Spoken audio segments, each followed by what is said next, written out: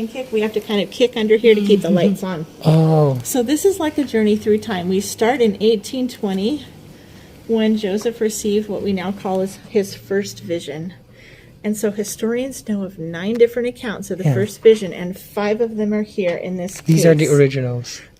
Everything in these cases are original documents. So this first one, I'll let you get in here. Yeah. This first one is written in Joseph Smith's own handwriting. Kenji, this is the prophet Joseph's journal.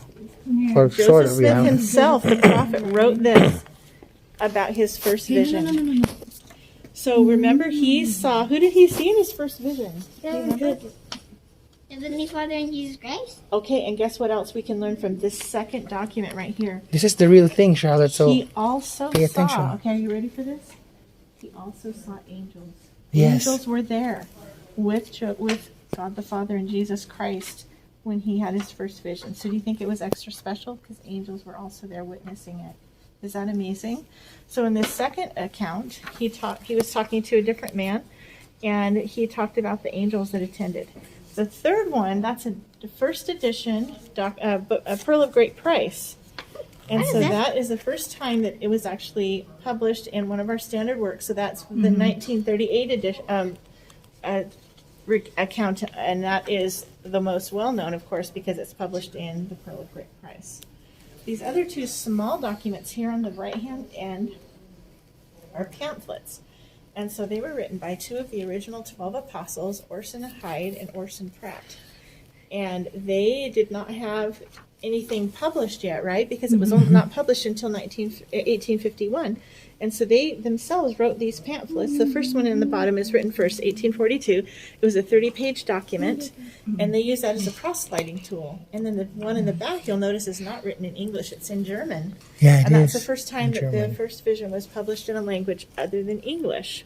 Oh, it's And this so one. Orson So it's this. Hyde he traded with a man to learn German. He was a brilliant scholar, and he basically would be like us looking on Google and meticulously translated all of that. And it was his pamphlet was entitled "A Cry from the Wilderness."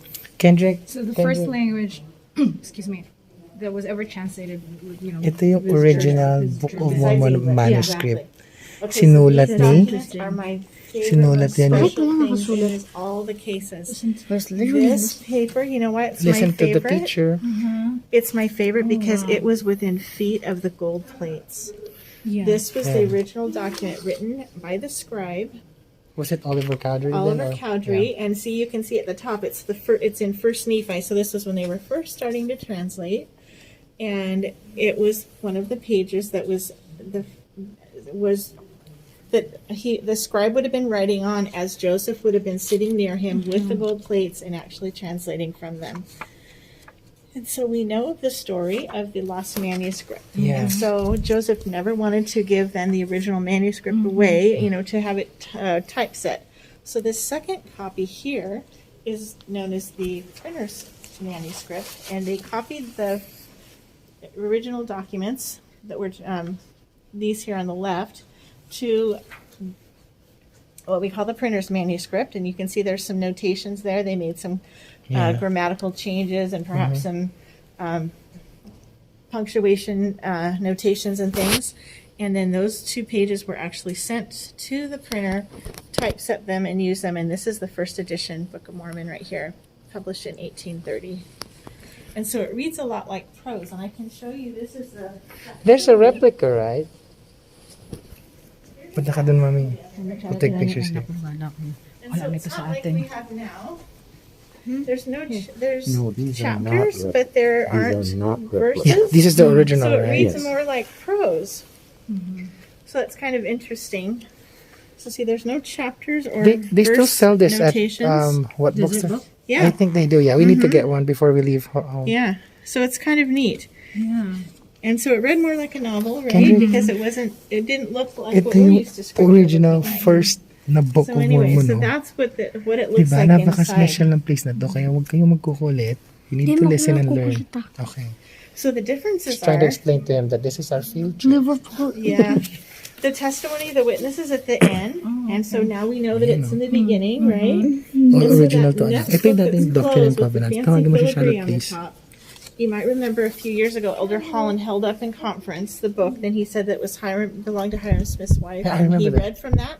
So that's that actual book right there. This Book of This, Command. this one right here. This one, the Liverpool Yeah, edition. the Liverpool edition. So that was a Book of Mormon that was published in Liverpool. And they published that for years in Liverpool. But that is the actual book that was owned by Mercy Thompson Smith, and it was read from by Hiram. And if you look in the pamphlet, it'll show you the page that was turned down. So he dog-eared that page. Kendrick, you can have this. I think go one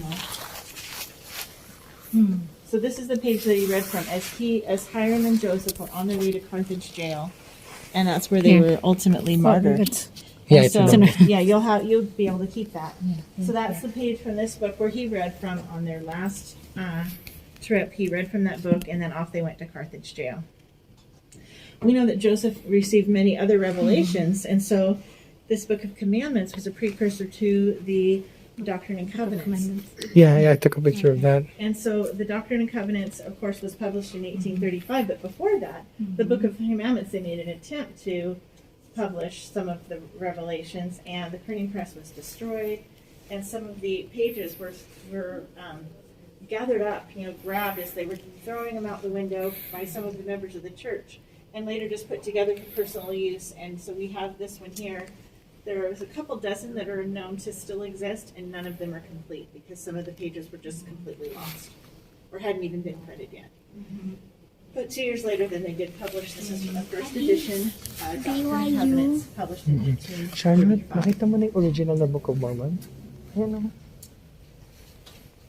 So this is another letter written in Joseph Smith's hand. So it's the second thing in our cases that's actually written by the prophet. And this is a letter he wrote to his wife, Take my jacket Emma. off.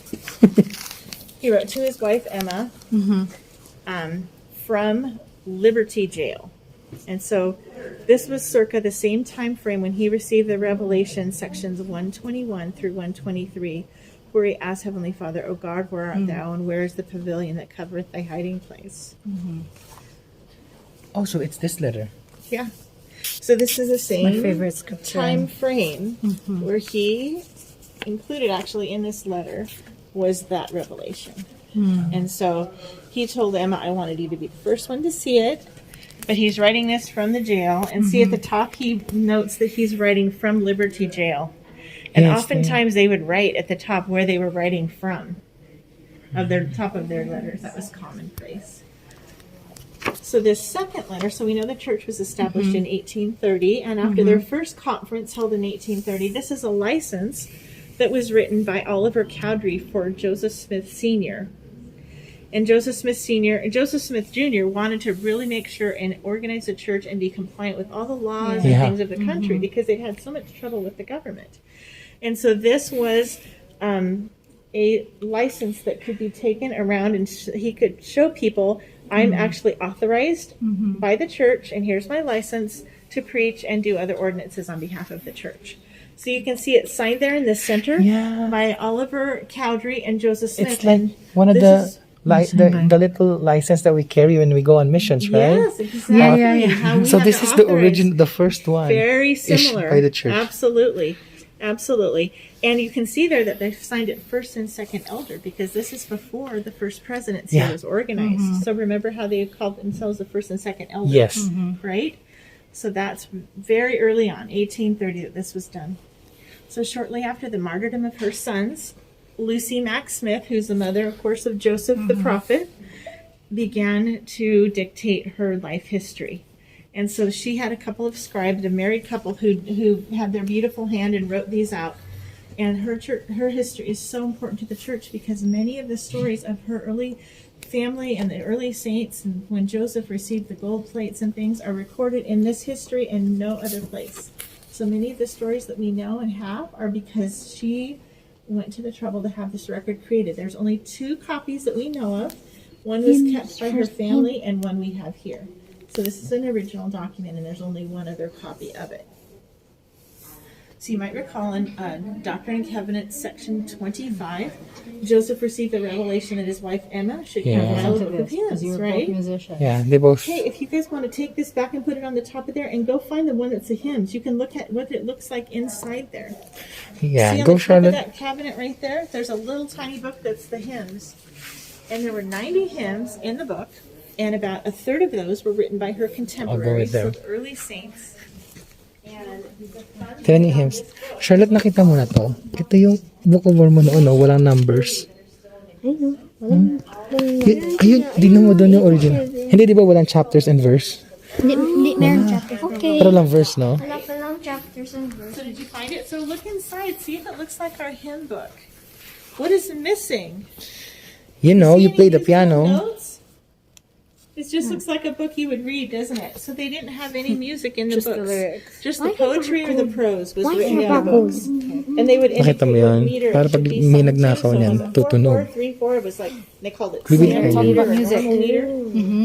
Anyway, so it's not like the hymnal we have today, but they love to sing. And so it took her several years to compile that. But it was a special book for them, I know.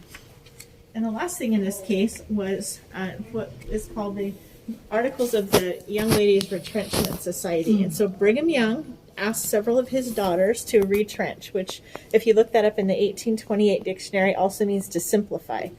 So he was concerned that some of the women and the girls were getting too fancy and weren't concerning themselves with things that matter most in this world. And so he asked them to retrench, and they came back a couple days later with this formal document about how they were going to start an organization called the Young Ladies Retrenchment Society, which is the precursor to the Young Women's Organization of today. And of course, it was so successful with young women, then they started one for young men also. So that's pretty cool. And if you go to the museum, you can see where he also asked the women of the church to retrench. And so there's a document over there about that. So that was, he was concerned about everybody kind of focusing on things that matter most. So we know that the young women and young men weren't the only ones that have an organization. The Relief Society was established for the women in 1842 by Emma and some others. And is this their And newsletter? this is the call to save grain. So in 1876, Brigham Young asked the sisters to start saving grain. And I believe it was Eliza R. Snow is the person who was the editor of the Women's Exponent. So it was kind of the newspaper or periodical of the women at the time. So she wrote up an article about the saving of grain. And so for almost a century, the women of the church saved grain. And they immediately started, and they were very serious about it. They learned to store grain. They learned to grow it. They learned to cultivate it. They learned bartering with the grain. They stored it for, like I said, almost a century. And they were able to provide grain for many of the situations worldwide where people were impoverished for one reason or another. In 1906, there was a big earthquake in San Francisco. They provided grain. In 1920, there was a famine in China. They were able to provide grain. And even the U.S. government during World War I believe it was They sent 1918, potatoes, right? asked for grain for the starving soldiers. And so they were able to provide grain for that. So it's such a miracle that decades before he had instructed them and they were able then to help. And this is the precursor then for the humanitarian efforts of the church. The welfare system, the humanitarian system, and the many of the programs that we have now, the Bishop's Storehouse. And in this middle book, and you may have noticed when we walked in above those wooden doors over there and the big wooden thing on the other side is Doctrine and Covenants, section 21, verse 1. Behold, a record shall be kept among you. And there's actually 12 rooms in this building that hold artifacts and records of the church. So 2 of them are kept at freezing at 5 degrees Fahrenheit, and the others are kept at 55 degrees. And so the perfect conditions, like I said, how these are humidity and climate controlled and light sensitive. The other rooms are kept that way to preserve the documents. So we know record keeping is important because we do it a lot in the church. So Wilford Woodruff, he joined the church in 1833. Shortly thereafter began writing in his journal, which he is purported to have written in every day for the rest of his life until he died in 1898. So let's see how much church history you know. So see if you can guess, why is this open till April 6th, 1893? April 6th? April 6th, 1893. If my memory serves me right, it was the dedication of the temple. Right? Perfect. Yes. The temple being, So do you remember how many Yeah, the years Salt it Lake took Temple. to build the temple?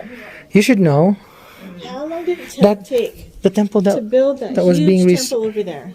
That beautiful Gothic building. you remember? It's It took a really Four- long time. 40 I'm going to give years. you a hint. Oh. It has a 4 in it.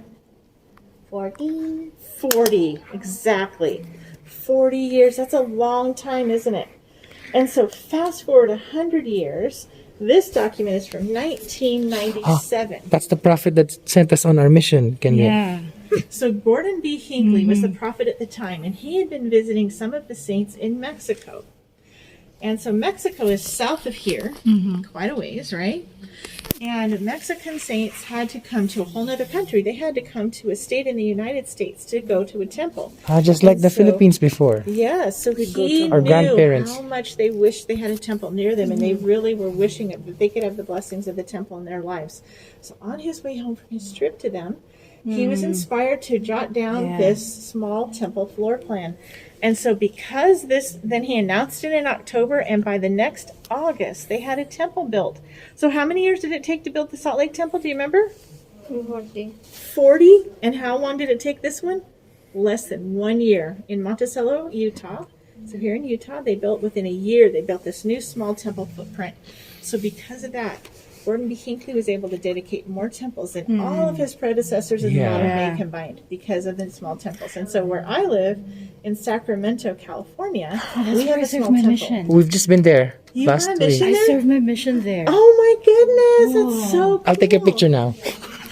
Yeah, She loves the people of Sacramento. We lived there. There. Yeah, we went to the Sacramento Temple. Yeah, and Yeah, isn't that fun? yeah, because it was built in 2000, dedicated in 2006, and I 2006. came out on mission in 2007. Oh my goodness. And it was just less than a year old because it was September 2006.